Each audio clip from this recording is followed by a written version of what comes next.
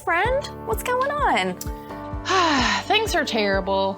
Remember I told you I was in that car accident recently? Yeah. Well, I've been calling around to different collision centers in our area, and they keep telling me it's at least going to be 2 months before they can start repairs. That's crazy. I'm so sad to hear that.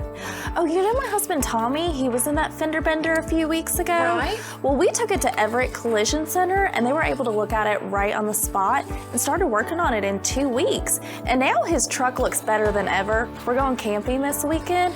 His Silverado looks so good. Oh my gosh, 2 weeks? That's amazing. Yeah, you should give him a call. Do you have the number? Yeah, here it is.